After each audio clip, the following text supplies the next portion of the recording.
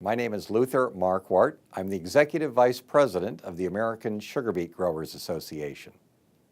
One of our biggest challenges is the price of sugar. It's been at the same price for about 3 decades. In fact, it's at the same price as when Jimmy Carter was in the Oval Office. With our costs going up to produce sugar, it's putting a real squeeze on U.S. producers. We've lost over half of our processing facilities in the last 3 decades. There are a number of efficiencies that we've done both on the farm and in the factories. On the farm, we've embraced new seed technology, lots of different kinds of new equipment, larger equipment. Technology has revolutionized the way we grow and harvest our crop. On the processing side, our farmers have purchased all of the beet factories in the United States. On the cane side, we've seen that the sugarcane producers have purchased most of their refineries. Farmers had to mortgage their farms to be able to buy these factories, or otherwise they would have gone out of business.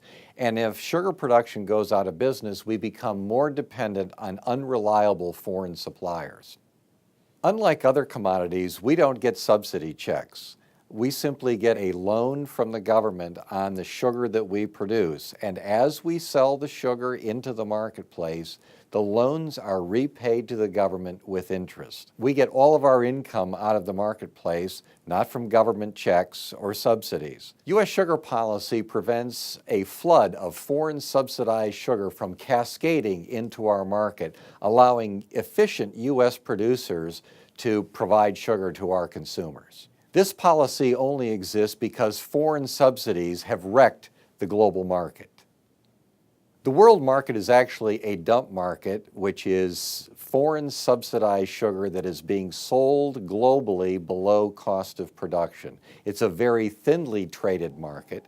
To give an example, half of the sugar that is traded in the world comes from Brazil, and Brazil gets $2.5 billion in subsidies every year. And India has a number of domestic subsidies and just imposed export subsidies to further distort the global market. So the result is a growing glut of sugar that causes prices to be below half of what it costs to produce it worldwide. And the time for reform has come.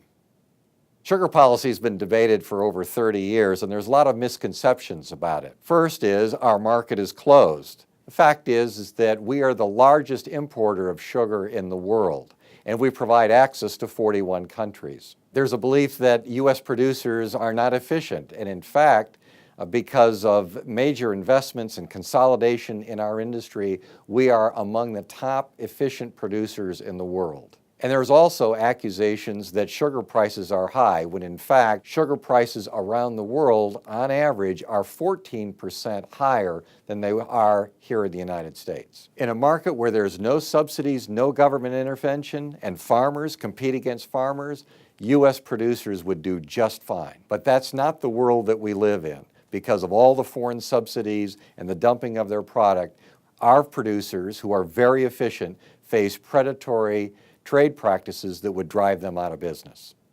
I grew up and have worked in this industry all of my life, and what's really important is we provide a secure, high-quality product for American consumers. We provide 142,000 jobs, and we put $20 billion into the U.S. economy. We want to make sure we provide the highest quality, adequate supply of sugar for all American consumers. So the best way to keep this efficient industry going is to address the foreign subsidies that threaten our efficient U.S. producers. I've grown up and worked my entire life in this industry, and I've walked the fields with beet and cane farmers. I've been through the factories, and what they can't do is fight against unfair foreign subsidies.